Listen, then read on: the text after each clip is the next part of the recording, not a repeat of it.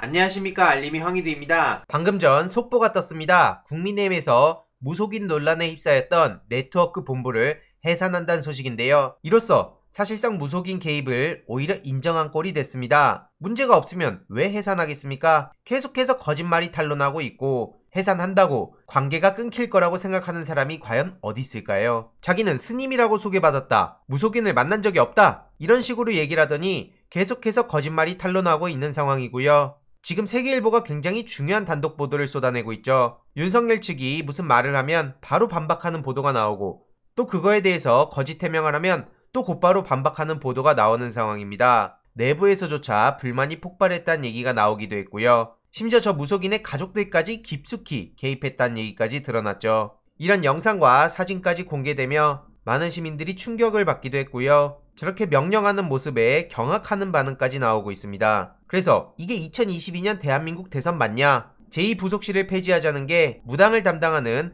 제2무속실을 만들려고 그랬던 거구나, 이런 비판의 목소리가 나오고 있고요. 심지어 그 건진법사가 속한 단체에서 소가죽을 벗기면서 제물로 바쳤다는 얘기까지 나와서 많은 시민들이 경악을 했습니다. 차마 사진은 공유할 수 없을 정도로 뭐라 말이 안 나올 지경인데요. 일각에선 소가 살아있는 상태에서 가죽이 벗겨졌다는 주장이 나오기도 했죠. 최순실 시즌2라는 얘기가 엄청나게 쏟아지고 있고요. 도대체 어쩌다가 저런 것들이 설치는 나라가 됐냐는 지적까지도 나오고 있습니다. 민주당에서는 윤석열 후보를 향해 무속인 말 듣고 신천지 압수수색 영장 거부한 거냐? 최근 윤석열 씨가 건진법사 조언에 따라 신천지 압수수색 영장 거부했다는 소식이 나오지 않았습니까? 매우 충격적인 얘기고요. MBC 스트레이트 보도 이후 YTN에서도 이런 황당한 김건희 녹취록에 대해서 계속해서 보도를 하고 있습니다. 검찰 권력의 사유화라는 게 그대로 드러나고 있는 거고요. 그러니 제2의 최순실, 무속의 힘, 이런 비판까지도 쏟아지고 있는 거죠. MBC에서는 김건희 녹취록 항목을 아예 따로 만들 정도로 총력을 다하고 있고요. 해외에서도 이렇게 김건희의 미투 관련 발언이 대놓고 박제가 되기도 했고요. 지금 달라진 대한민국 국격에 전혀 맞지 않는 인간이죠.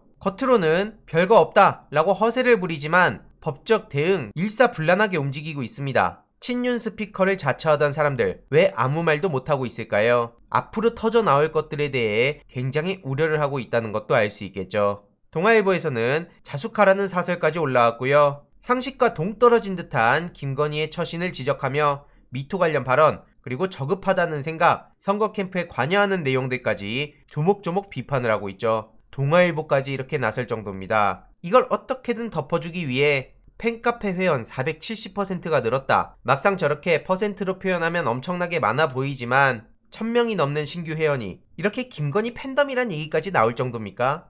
이러니까 언론이 한심하다는 얘기를 듣는 거고요. 보시다시피 많은 시민들은 황당하다는 반응을 보이고 있습니다. 무슨 연예대상 뽑냐 이거죠. 핵심은 검찰 권력의 사유와 제2의 최순실, 계속 드러나는 거짓말, 이게 본질인데 저 따위 보도나 하고 있습니다, 기자란 사람들이. 그리고 방금 전 뉴스공장에서 딥페이크 관련한 공작 제보를 받았다는 소식을 전했죠. 어떻게든 이재명 후보를 떨어뜨리기 위해 악마화에 거짓 선동에 오만 짓들을 다 벌이는구나 싶은데요. 끝까지 방심해선 안 되겠죠. 이런 식으로 당대표라는 인간이 이재명 후보의 10년 전 발언까지 옹색하게 가져와서 물타기를 시도하고 있는데요. 저는 이를 보면서 이준석 대표가 많이 조급해 보인다는 생각이 들었습니다. 당연히 이재명에 투표하면 이재명이 되는 거 아닙니까? 하지만 윤석열에 투표하면 김건희인지 아니면 무속인인지 모를 모종의 세력이 권력을 남용할 것 같단 불안감에 지금 최순실 시즌2라는 얘기가 나오는 거 아닙니까? 저런 식으로 10년 전 이야기를 악의적으로 가져와서 물타기를 시도하다가는 결국 박근혜 2시간의 이준석 시절 이야기도 나올 수밖에 없습니다. 누구나 속으로 생각은 하지만